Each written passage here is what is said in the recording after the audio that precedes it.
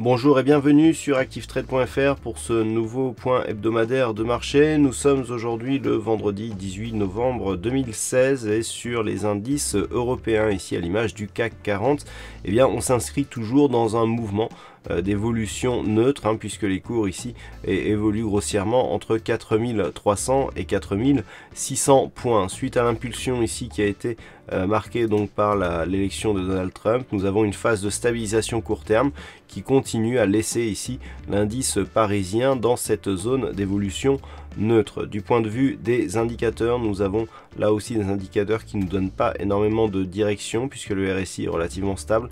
On a une petite dynamique ici sur le stochastique qui est en train de s'invalider alors que le MACD oscille avec très peu d'amplitude. Donc tant que les cours ici restent entre 4457 et 4550 points, eh bien la dynamique est neutralisée. Sur le DAX, la configuration est sensiblement identique puisque nous avons là aussi une zone d'évolution en range depuis la sortie ici de cette dynamique qui se fait grossièrement entre 10 265 et 10 800 points.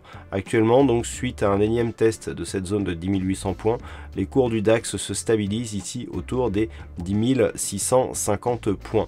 Il faudrait repasser sous la zone des 10 470 points pour remettre en cause ici cette dynamique haussière. Et là aussi, du point de vue des indicateurs, eh bien, le RSI et le stochastique sont neutres alors que le MACD oscille avec très peu d'amplitude. Le seul signal haussier qui pourrait intervenir sur cet indice allemand pourrait se faire seulement sur une rupture significative à la hausse de cette résistance des 10 800 points. La configuration est sensiblement identique sur les indices américains, avec ici le S&P 500 lui aussi représenté en unité de temps H4, puisque depuis la rupture ici de ce support oblique qui définissait la dynamique moyen terme, eh bien le S&P 500 évolue lui aussi dans une zone d'évolution en range. La zone de point haut ici des 2190 points semble encore faire office de résistance, et ce malgré une dynamique court terme qui est assez fortement orientée à la hausse. Du point de vue des indicateurs, c'est relativement neutre là aussi d'un point de vue très court terme, à l'image du RSI. Le stochastique lance un petit signal baissier, mais le MACD lui reste relativement flat. Donc il faudrait ici repasser au-delà des 2190 points pour relancer une dynamique haussière tant sur l'horizon de terme court terme que sur le moyen terme, alors qu'il faudrait une rupture ici de ce retracement à 38,2% de Fibonacci qui avait déjà été testé lors de l'annonce des résultats de l'élection américaine pour commencer à invalider voire affaiblir ce mouvement.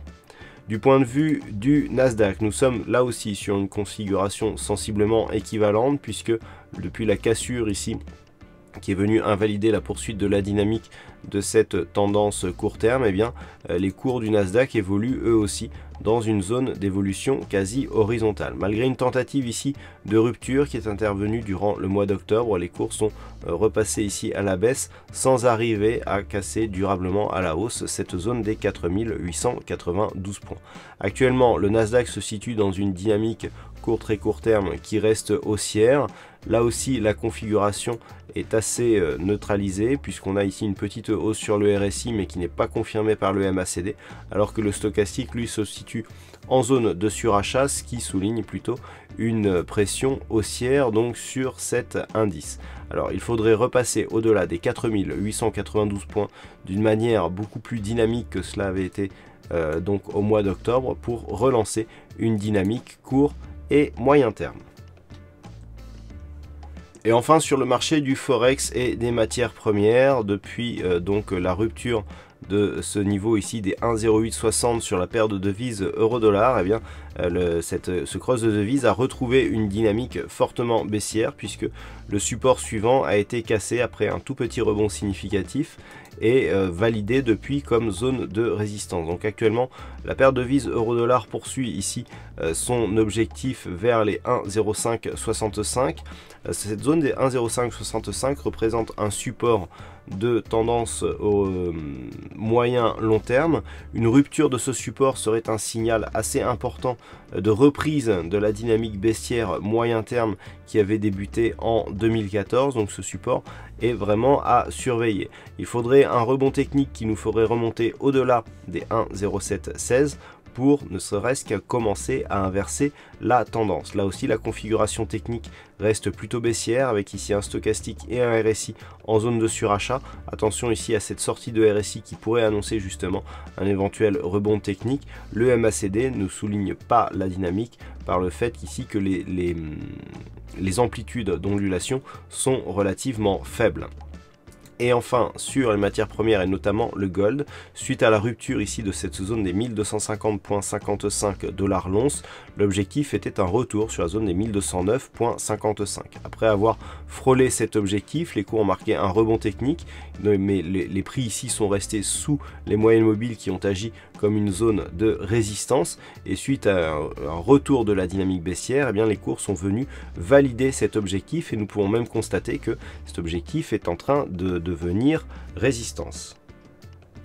Si cette configuration, à savoir ici que cette zone des 1209,55 reste résistance, eh bien les cours de l'or pourraient atteindre le prochain objectif qui est un support horizontal sur ce niveau ici des 1179,50 $ l'once. Là aussi, la configuration technique reste baissière. On a un stochastique ici en survente qui souligne la pression au moment où les cours valident la rupture de cette zone de support. Le RSI s'approche lui aussi de sa zone de survente, confirmée par le MACD qui souligne ici la dynamique baissière. Voilà donc ce que nous pouvons dire sur ce point hebdomadaire de marché. Passez de très bons trades avec ActiveTrade et on se retrouve dès la semaine prochaine sur la chaîne activetrade.fr.